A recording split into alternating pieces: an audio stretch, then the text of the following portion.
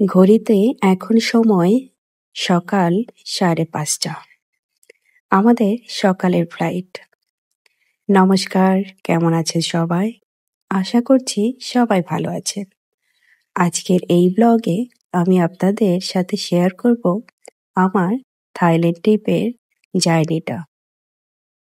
যেহেতু আমি জহরে থাকি, তাই থাইল্যান্ড যাওয়ার জন্য আমি চেন্নাই থেকে ফ্লাইট নিয়েছিলাম চেন্নাই টু কেএল, এবং কেএল টু থাইল্যান্ডের ফ্লাইট ছিল।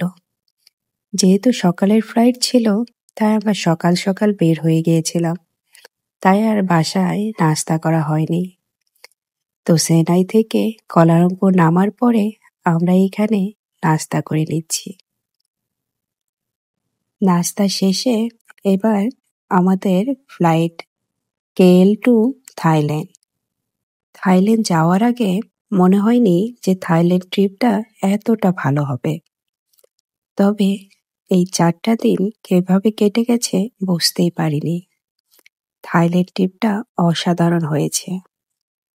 আমাদের ফ্লাইটের আর একটু দেরি আছে, তাই আমরা এইখানে যে যার যার মতো কিছুটা ভিডিও করে নিচ্ছি। আমরা থাইল্যান্ডে যাচ্ছি বাটিক এয়ারলাইন্সে। ওই তো দূরে দেখা যাচ্ছে বাটিক এয়ারলাইন্স দাঁড়িয়ে আছে। আমরাও ভিডিও করা শেষে চলে যাব, ওই বিমানটাতেই চলে যাব থাইল্যান্ডে। এখন মালয়েশিয়াতে বাজে 11:30। 11:30তেই আমাদের ফ্লাইট ছিল, আর আমাদের ব্যাংককে পৌঁছাতে লাগবে 2 ঘন্টা। আর 2 ঘন্টা ট্রাভেল করে আমরা চলে এসেছি ব্যাংককে। এটাই হলো ব্যাংকক। যেহেতু আমরা ব্যাংককে থাকছি না, তাই আমরা ব্যাংকক থেকে একটা গাড়ি নিয়ে চলে যাচ্ছি পাটায়া। আর পাটায়াতেই আমাদের হোটেল বুক করা। আমরা গাড়ি থেকেই ব্যাংকক শহরটা দেখে নিচ্ছি। চারিপাশে বেশ সুন্দর ব্যাংকক শহরটা। এই তো প্রায় 2 ঘন্টা জার্নি করে আমরা চলে এসেছি পাটায়া। আর এটাই ছিল আমাদের হোটেল রুম। আমরা নিয়েছিলাম 2টা হোটেলের রুম। এটা ছিল প্রথমটা, এটা বাচ্চাদের জন্য। রুম বেশ সুন্দর, পরিপাটি আর গোছানো।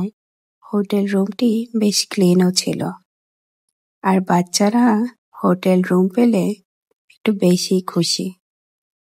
আমরা অনলাইনে হোটেলের বুকিং করেছিলাম, আর অনলাইনে হোটেলের বুকিংয়ের সময় বলেছিলাম যেন সি বিচটা দেখা যায়।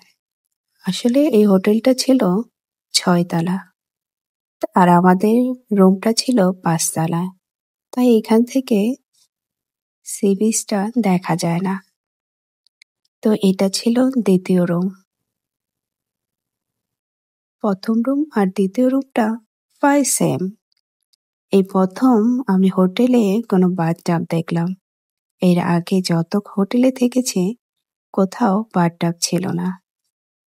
তো এই রুমটাও বেশ গোছানো, আর প্রথম রুমটার সাথে একদম সেম।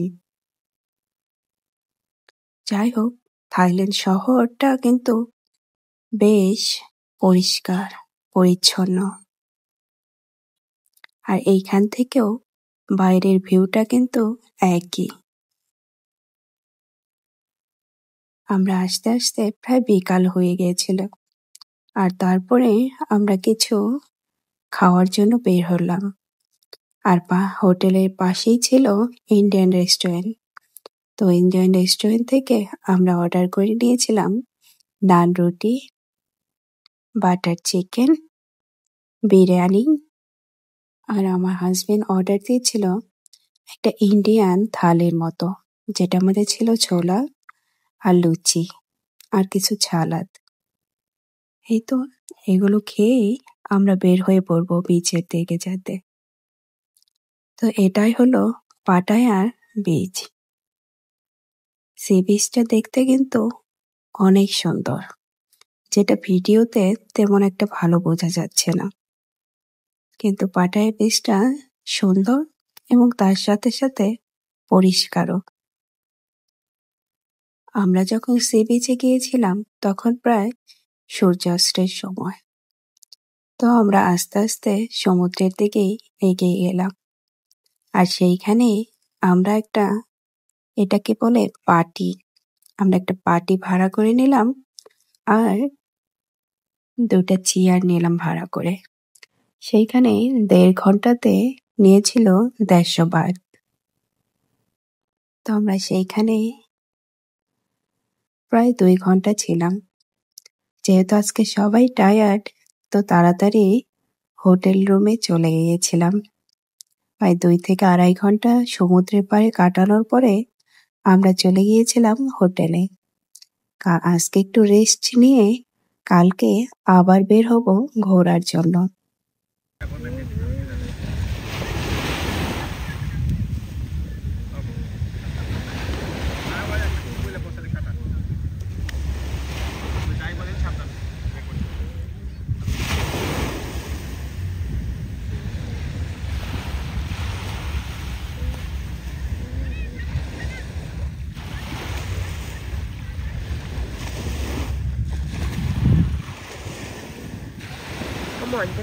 আমরা যেইখানে বসেছিলাম তার পাশেই একজন মাছ ধরছে। ছোট ছোট সাদা সাদা কি মনে হয় একটা মাছ ধরা পড়ছে। যাই হোক, এটাই ছিল আমাদের ডে 1।